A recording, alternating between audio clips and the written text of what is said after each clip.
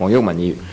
嗱就喺嗰個父母老拐子女行為刑事化嗰度咧，就政府就引述呢個法改會嘅意見，認為冇證據顯示喺香港境內老拐子女將嗰啲子女老拐到香港，或者從香港境內老拐子女嘅問題係屬於嚴重嘅，因此就唔建議即係呢一個即係所謂老拐子女行為刑事化。咁但係問題嚴唔嚴重同需唔需要刑事化，佢未必一定有一個必然嘅關係嘅，係咪？嗱，你違反截停行為本身已經係違法嘅啦，係咪？如果你淨係賦權有關人員喺有人違反呢個截停法例嘅情況下，羈留即將被帶嚟嘅香港嘅兒童呢，我認為呢個係唔足夠嘅嚇。一旦即係話呢個細路被帶嚟香港，法律上嘅救助措施已經係失去意義嘅啦，係咪？所以將父母老拐子女行為刑事化可以增加阻嚇力，配合截停令嗰個實行，係嘛？所以呢個其實都要仲仔細啲考慮下嘅，因為你而家話個問題唔係好嚴重，當然呢個係事實。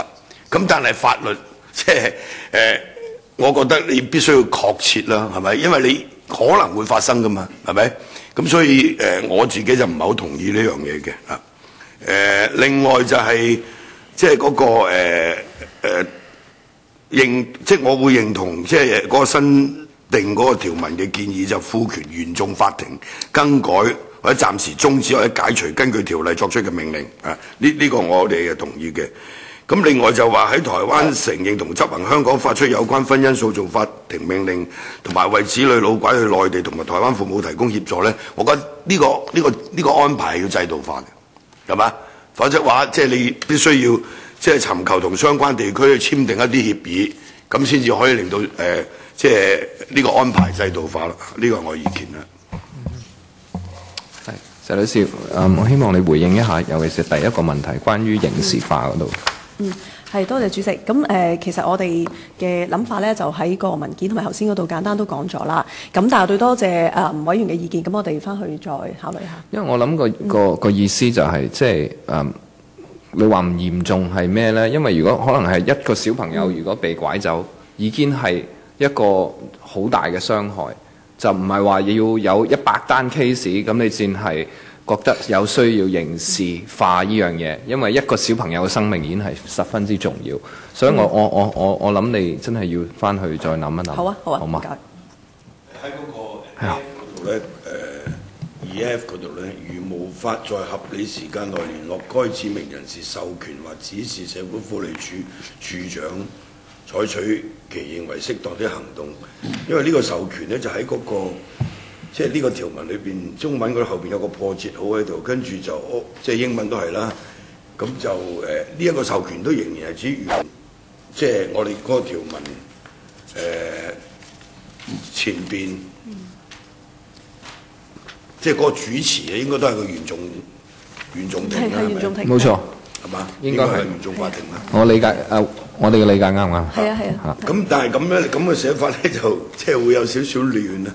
係咪？嗱，你前邊都好清楚啦，授權 B、C、D、E 係嘛？咁個主詞都係原訟法庭啦，係咪？咁授權對象係好清楚啦。咁好啦，呢度因為如果無法乜，咁就要授權或指示社會福利署，咁你都係原訟法庭啊嘛。係咪？咁但係你因為前邊有咗呢句之後咧，咁你會有個錯覺，好似係警方揾唔到就佢授權社會福利署署長去做。另外一樣嘢，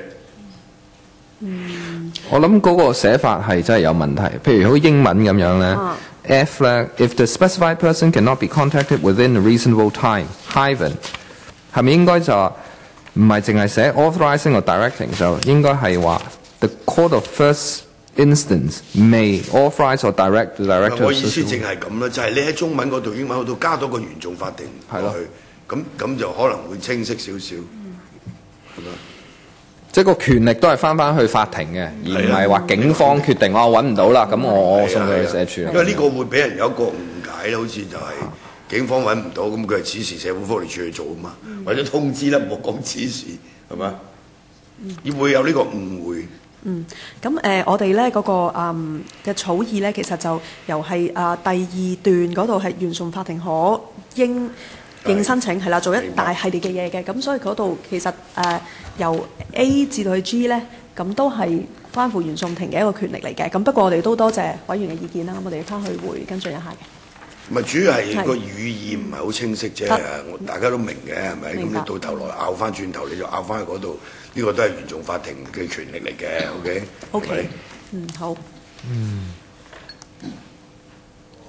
依嗰度即係講嗰3個條件嗰度啦，所有條件均獲符合嘅第一嗰度嘅某締約國家的司法或行政當局作出決定或其他裁決，指將該兒童帶往該國或在該國扣留該兒童。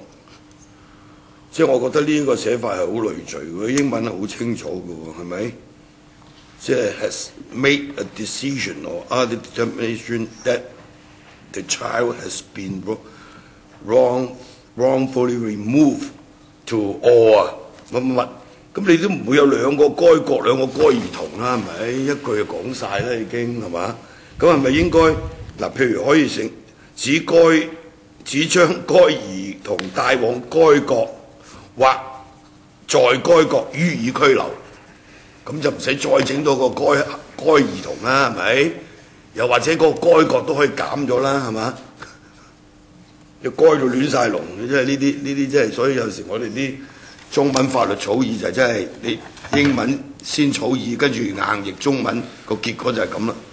該完又該，喂呢個係老年咁耐以前英國佬統治時代嗰啲中文法律咪亦係咁樣譯啦。而家估唔到都係咁，即係類似呢啲。係咪？你對中英文幾清楚咧？係咪？人哋使唔使2個 the child 咧？係咪？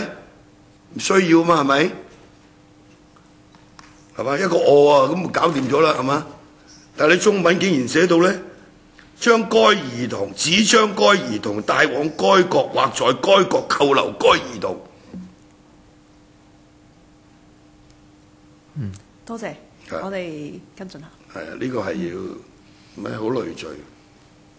咪當然啦，我哋唔係話要吹毛求疵啦，我呢個意思一定係個法律一定係要好確切嘅，係咪？所以英文相對嚟講佢係會比較確切啲，就係咁解，係咪？但係因為就係呢個就係一直以來出現嘅問題㗎啦。好多時我哋即係喺呢啲草案委員會又好，以前我喺立法會拉布又好，就揸住呢啲逐字尋章摘句喺度同你噏咧，就有排噏㗎啦，係咪？咁但係去到最後，而家我哋都係咁樣嘅，都係以英文為主㗎，係咪？咁但係個法律效力中文都係一樣噶嘛？咁你去到法庭審案嘅時候，當有人要求用中文審案嘅時候，拉住呢條例出嚟嘅時候，咁就會有好多問題出現，咁就係咁樣噶啦嘛，係咪？係。啊，我同意你，我麻煩你翻去改中文嗰度，執中文嗰度，同埋2A 係咪？呢個 B 嘅3同埋跟住3嘅 A 都係㗎。咁佢英文係叫 home stay 啊嘛。咁，但係你而家呢個 home stay 一定係指香港㗎啦，唔會包括大陸㗎啦，啱唔啱？係嘛，好清楚㗎嘛，係咪？不過寫就係咁寫啫嘛。咁冇人故意特登去混淆呢個本國就係指你可以分中國內地㗎嘛，係咪？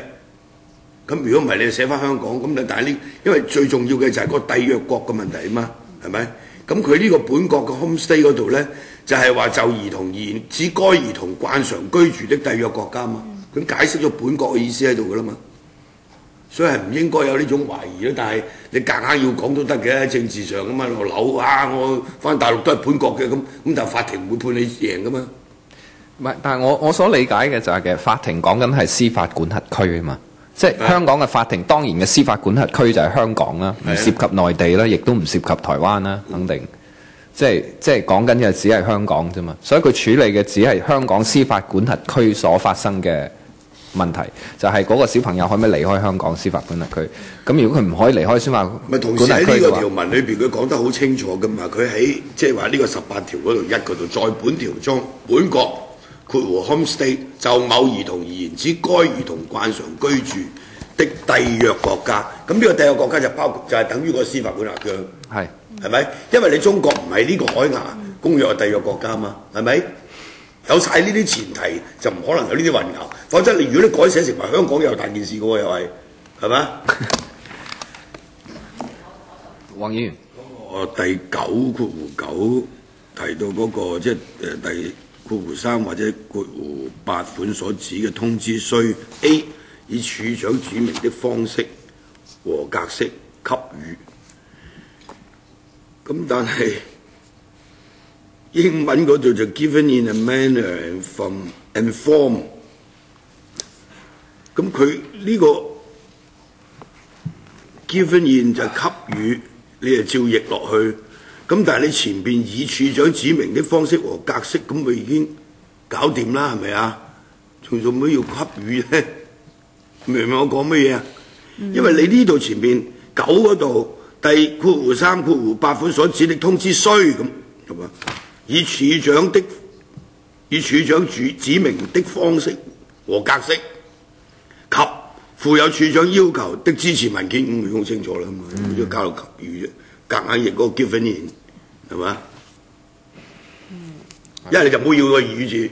呢個中文嗰度我諗你都要翻去考慮下。睇下。同埋咧，我有一個問題就係19(3)A